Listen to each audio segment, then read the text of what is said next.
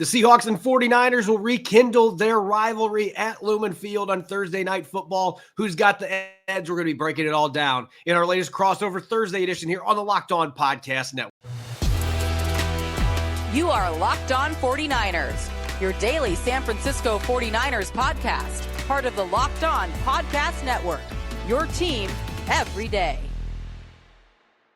Greetings, 12. This is Corbin Smith, host of the Locked On Seahawks podcast. Glad to be teaming up with Eric Crocker of the Locked On 49ers podcast for our latest Locked On crossover Thursday special. Two bitter rivals rekindling their rivalry at Lumen Field, and both coming off of tough losses last week in Week 5. Croc, it does feel like this is a game where both these teams, even though it's only Week 6, it does feel like this truly is in that must-win territory for both these teams at the top of the NFC West. It definitely is, and for different reasons. You know, I heard Nick Bosa say, technically, because there's a lot of games left, it's not a must-win, and it's not like you're eliminated from playoff contention if you lose this game. But with everything that's really on the line for the 49ers, you know, losing a third straight game to a divisional opponent, really starting off like really bad, especially for the 49ers standards, you know, 2-3, and the 2 wins, we talked about it before, hit and record.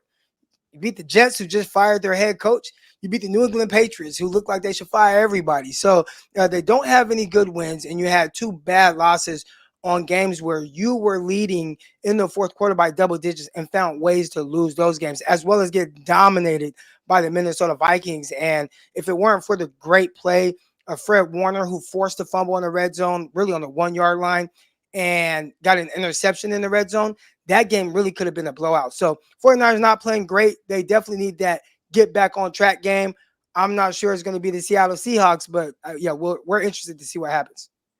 I want to ask you straight up, what has gone wrong so far? Because look, the 49ers, we know the injuries. Both these teams are dealing with a lot of injuries right now, but there's still a lot of talent on both sides of the football.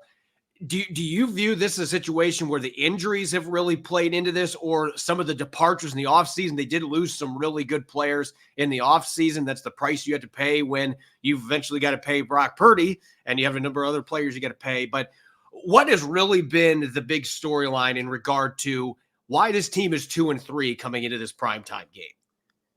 You know, anytime I think you lose a guy like Christian McCaffrey, who's down with really 2 bad Achilles injuries right now. We thought it was just 1 bad Achilles. It turns out it's 2, and he's doing everything possible to, you know, so that he can play soon. And we'll see when he actually gets on the field. I think they opened up his window for return right now, but not having him and how important he is to this team in the red zone, having to play, you know, a game or so without Deebo Samuel and some of the other guys that have been hurt. I definitely don't think that helps, but the 49ers have a plethora of weapons. They have guys that play well, and even some of the reserve guys like, you know, Jordan Mason, who is playing in place of Christian McCaffrey. He's playing well. He's one of the top rushers in the NFL right now. I want to say he's only second to Derrick Henry. Last I checked, he may be near the top now, close, but definitely like in the top 3. So he's running the ball well. He hasn't caught a ton of passes, but he's caught the ball well out of the backfield.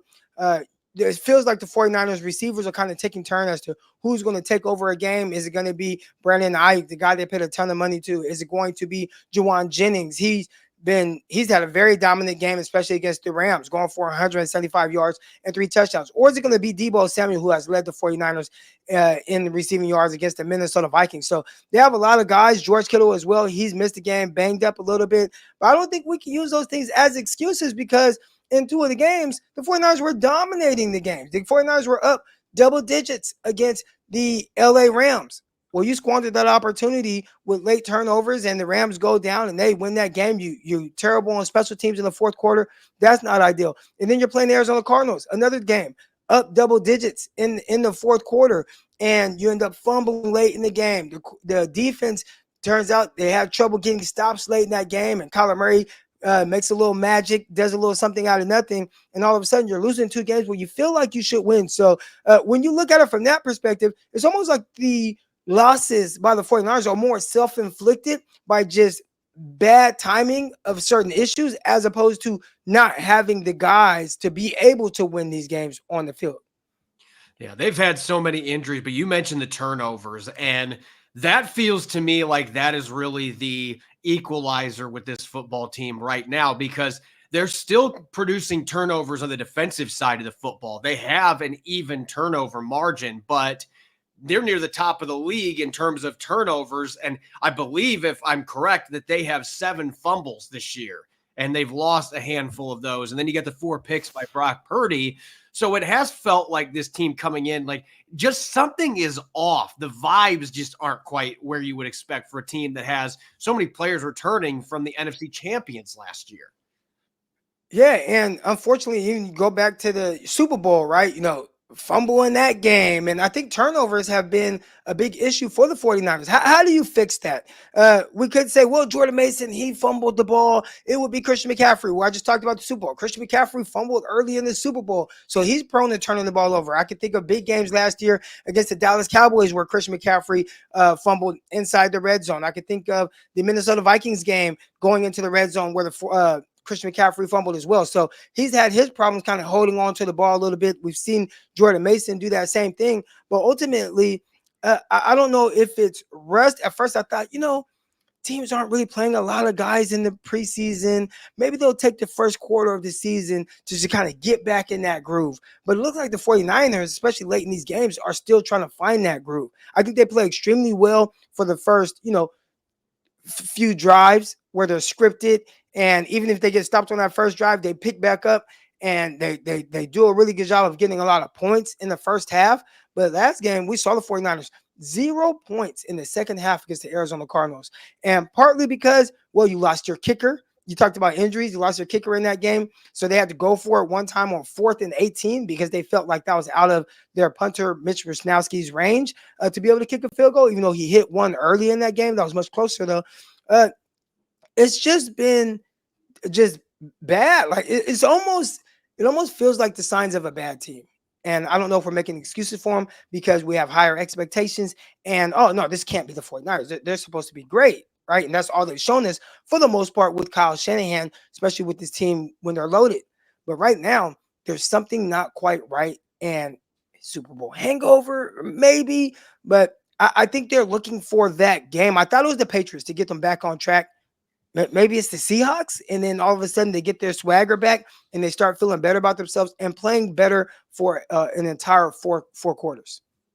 I want to look at the defense real quick because the last couple of years, this has been a top 5 scoring defense, and they're not terrible right now. They're ranked 12th in the NFL, but you've got a new coordinator, and Seahawks fans are familiar with Nick Sorensen, who was on Seattle's staff for a long time, but you've got a new coordinator. You lose Javon Hargrave for the season.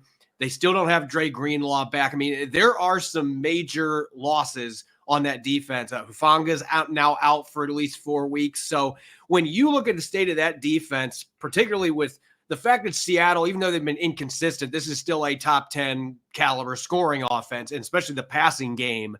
Where is this defense at right now in terms of what you expected going into this season?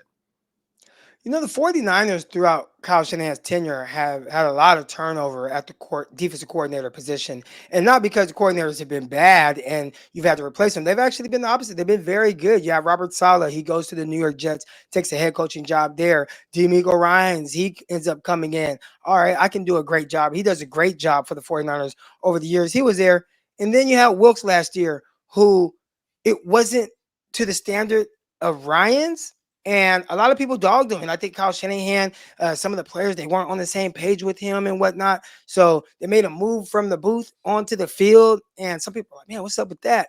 So it just wasn't a great, I think, mix between head coach and the defensive coordinator. So now they go with Nick Sorensen. And that's a guy that you've gotten in-house. He's been around the 49ers for a couple years now. Like you said, coming over from Seattle. And if you ask the fans, they want him fired right now. And now he's had some injuries, things he had to deal with, right? Like you would love to see Hufanga out there. You've had Travarius Ward, who's kind of nursing injuries here and there. I think there's some young guys that they're getting in the mix and they're trying to figure out a really good rotation for those guys. Just lost Gross Matos. He's going to be out for a while. That was a free agent signing. They were expecting to make a huge splash. You have Leonard Floyd. He's had a sack, but he hasn't made maybe as many splash plays working opposite of Nick Bosa as you would like. Fred Warner, he's been consistent guy, maybe the most consistent guy on the defense, maybe in the NFL at a position as far as dominance goes. But I think there's a lot of moving parts, and they're still trying to figure out how to get on the same page with Nick Sorensen and exactly how he wants things ran. So hopefully, throughout the first half of the season, they kind of figure that out. But that has been something where I'd say if you listen to the fans, they are very upset with how the season has started, specifically on the defensive side of the ball. Well, I have found, especially on social media, that if you're listening to the fans on firing coaches, it would be like 2-week-long windows, because that's what fans tend to think. Like, there's fans wanting. They loved him after week 1. After the last 2 games.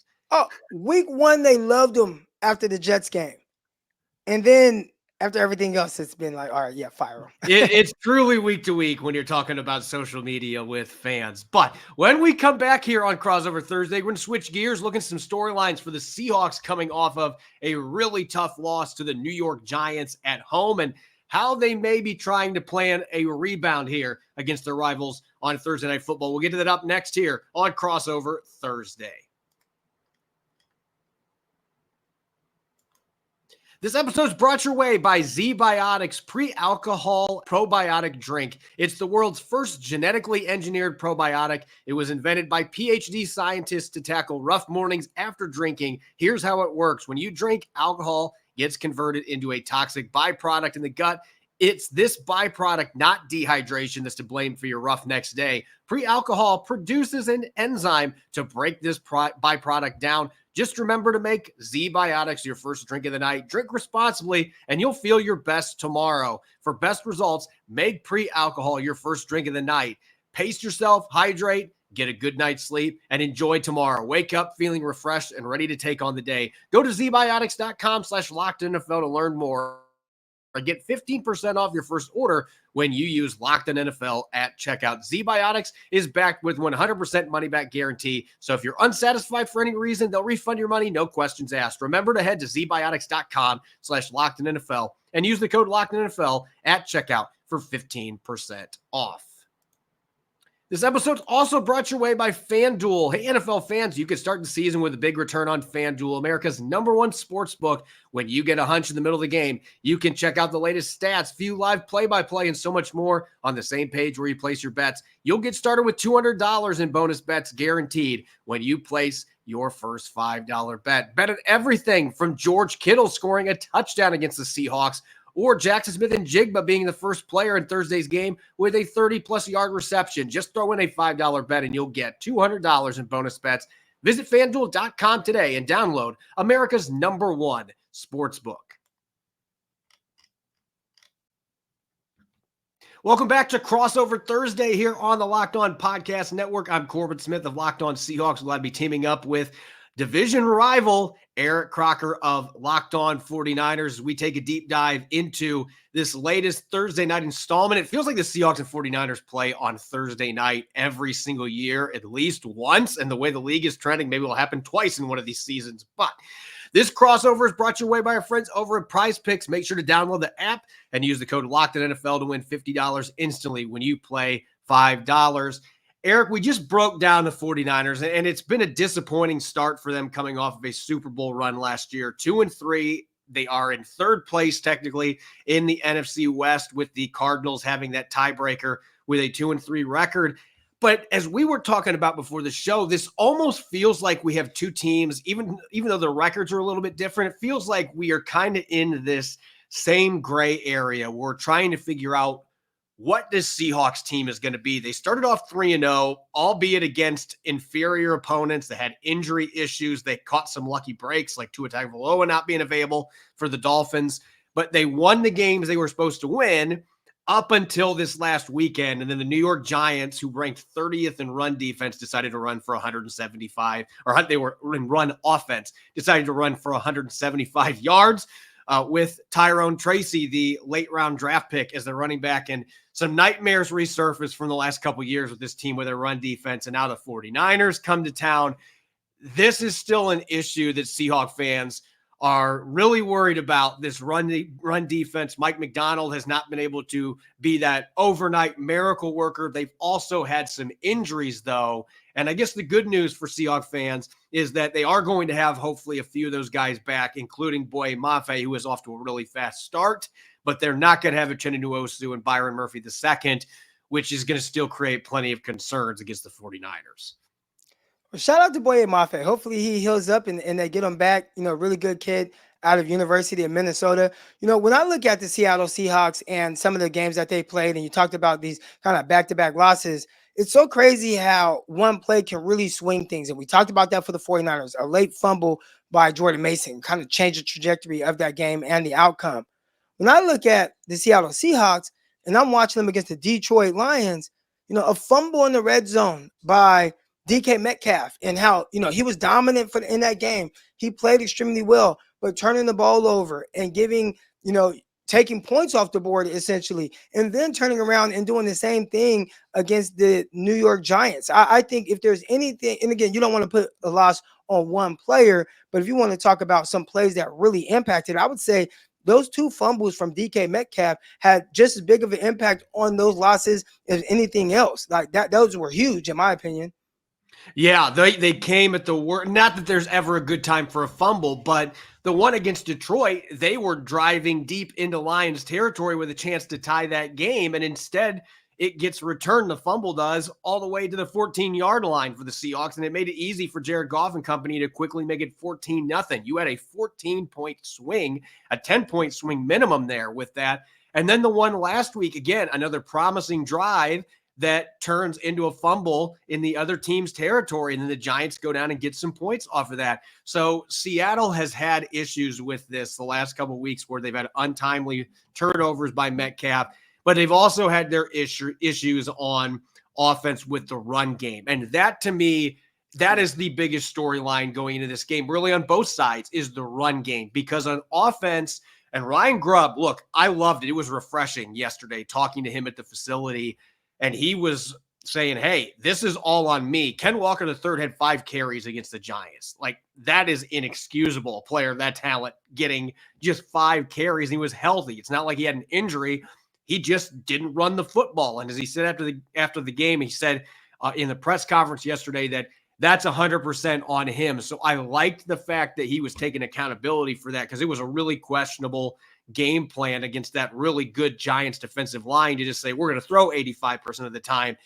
They cannot do that against the San Francisco 49ers. And I know that they are missing some pieces. They lost Eric Armstead this offseason, Hargraves on injured reserve, but still, you got Nick Bosa, you got Leonard Floyd. You can't throw 85% of the time. They are going to have to get their run game going. And that really, to me, has been one of the issues in the last 4 matchups against the 49ers. They have not been able to get a consistent ground game to go with Geno Smith in this passing game. They have got to get Ken Walker III established in this contest.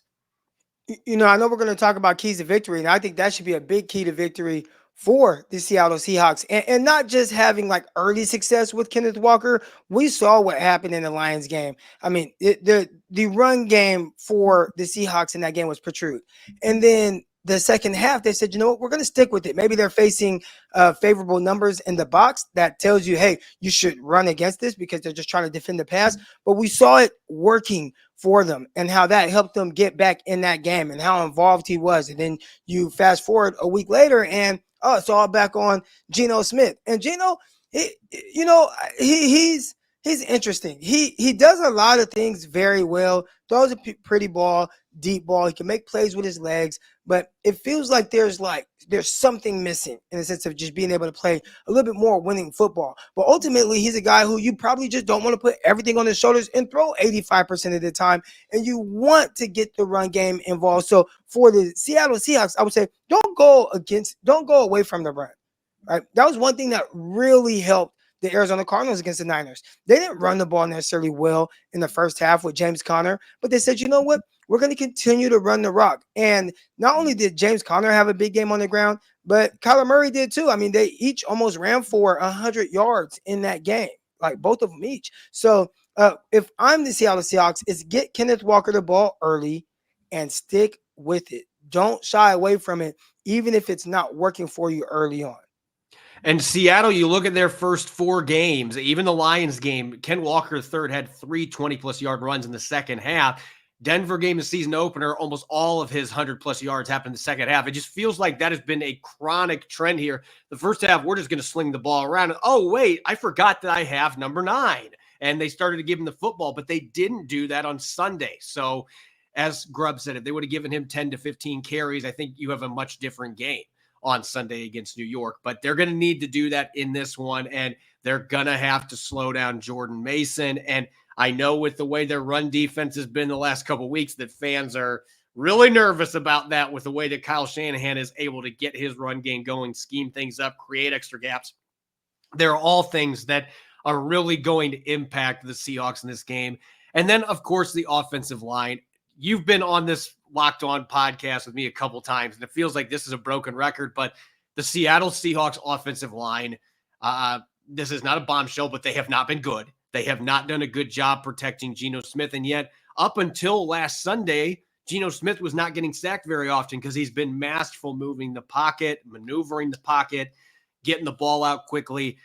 Giants got to him 7 times. That is not going to cut it against San Francisco if they do not help the offensive line out. And I know from San Francisco's perspective, Nick Bosa and Leonard Floyd, they're probably licking their chops looking at the way this O-line played last week. Even against Detroit, that was a game where the pocket was consistently collapsing on Geno. And I thought Geno was kind of a magician in the pocket, being able to step up, move, find some space, throw some darts to some guys in some tight windows.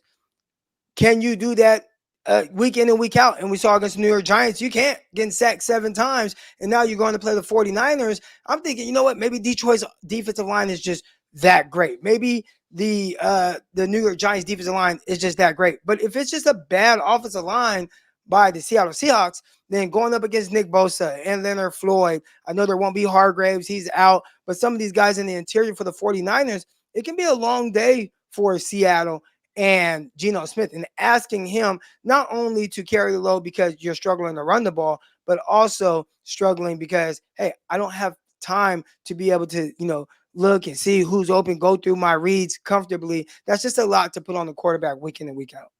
Especially when you're asking them to do it 88% of the time, like what they did on Sunday with dropbacks. When we come back, we've kind of already started to dive into this, but we're going to be looking at some keys to victory for the Seahawks and 49ers going into this latest NFC West matchup. What do they have to do to get a signature in-division win on Thursday Night Football? We'll get to that up next here on Crossover Thursday.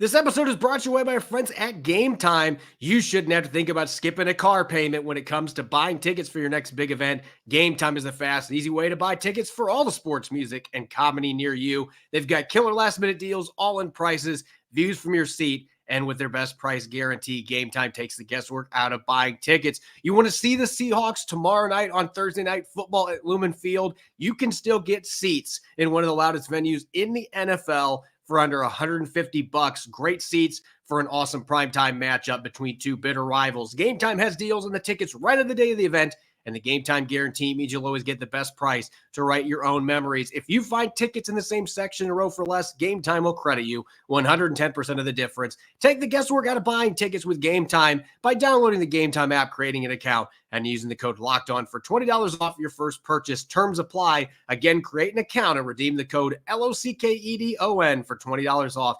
Download Game Time today. What time is it? It's game time. Welcome back to Crossover Thursday here on the Locked On Podcast Network. This is Corbin Smith of Locked On Seahawks. Glad to be teaming up with Eric Crocker of Locked On 49ers. We've got this massive NFC West rematch coming up on Thursday Night Football, and both teams licking their wounds a little bit after losing games last week. The Seahawks just ahead of the 49ers in the NFC West. Seahawks 3-2, 49ers 2-3. Both teams viewing this as a must-win for different reasons.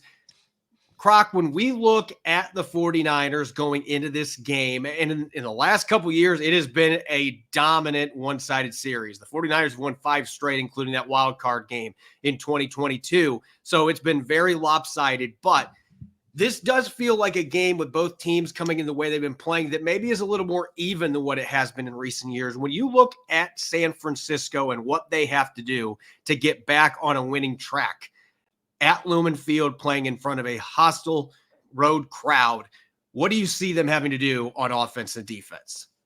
No, I think the key for the 49ers right away is, I think it's easy to go to win the turnover battle, so I won't go there. But I would say win in the red zone. The 49ers last week, 1 for 6 in the red zone. They weren't great early in the season. I think scoring a lot of points against the New York Jets, it masked how bad the 49ers were in the red zone. They kicked 6 field goals in that game. That's 18 points that's accounted for by the kicker, who, by the way, again, he's hurt with a high ankle sprain. So you have Matthew Wright, who will be taking over kicking duties for the 49ers.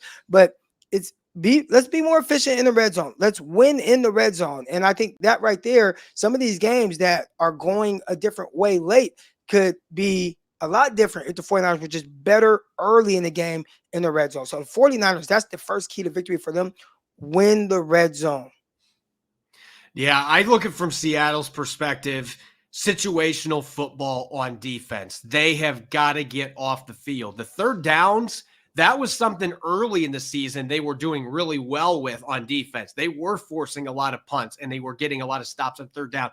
But last week, Daniel Jones and company, they converted almost 50% of their 16 third down opportunities. And they were especially efficient in the first 3 quarters of that game. And they were able to hold on to the ball for 25 minutes in the first half. And I think San Francisco, with how well they run the football, even with Jordan Mason instead of Christian McCaffrey, they're going to be wanting to do that as well. The Seahawks have got to find a way to be better on early downs, and they got to get off the field on third. No 3rd and 18 screens getting converted. That happened not once but twice this last game. They have got to get off the field first and foremost on the defensive side of the football. And on offense, you can't let Nick Bosa take over this game. So what's the biggest key? You got to have a run game. There's got to be a semblance of balance. And I'm not saying Ryan Grubb needs to run the ball 75% of the time in this game, but they have got to be able to at least get it to where San Francisco is going to respect the run game, because New York wasn't doing that on Sunday. Play action, we're not going to fall for that because you guys never run the football. They have got to get Ken Walker III and Zach Charbonnet established in this game. And if the first few runs don't work, so what? You cannot just decide, you know what, we're going to sling it 90% of the time. If you try to do that against this 49ers defense, they will run you out of your building. There has got to be a running game. And Ken Walker III is one of your best players. Get the football in his hands and let him go to work. That takes some pressure off Geno. It slows down the pass rush a little bit. And then Geno can get some of those shots that the 49ers have given up at times this year in the passing game. I think another big one for the 49ers, and we talked about Hufanga being out, and this guy's kind of been banged up really a lot throughout his career, but definitely a lot to start the season. Started off on the PUP list, got activated, immediately was out after hurting his hand, and he's back on IR. You got some young dudes back there, Jair Brown, Mustafa, and when you're facing a guy like DK Metcalf, when you're facing a veteran like Tyler Lockett, when you're facing a very young, talented receiver like Jackson Smith-Njigba, you have to really limit the explosive plays. So I think that's the key for the 49ers. Limit the explosive plays from these guys who at different times kind of terrorize the 49ers vertically down the field. You got young guys out there. You can't have any blown assignments, and you can't miss tackles on these guys.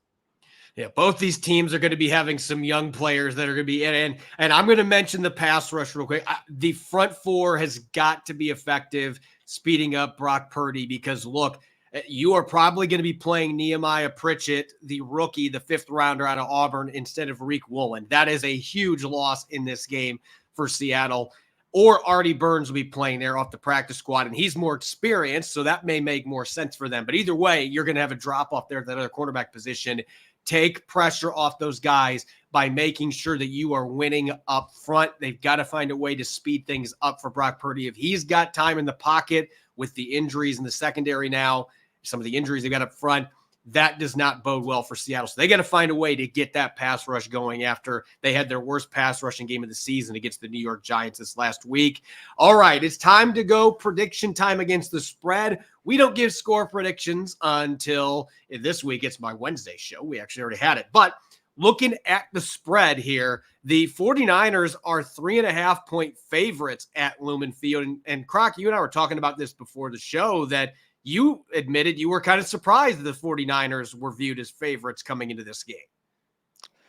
I think you have to be a little, I don't want to say you have to be confused, but again, the 49ers, they haven't beat anybody. You beat the Patriots, you beat the Jets. Those aren't great teams. The teams you've lost to also aren't great teams. Those teams are losing games. So I don't see this formidable win to be able to hang your hat on and say, oh, this is why we should be favored. And then when you add in the fact that, one, you're playing on the road.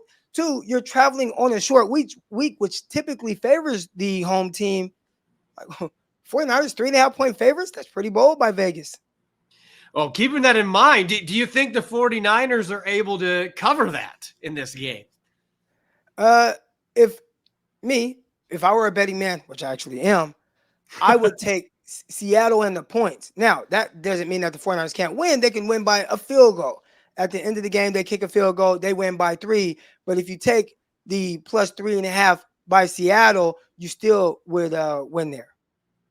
Yeah, I'm actually on the other side of the coin here a little bit. The Seahawks are 3.5-point underdogs.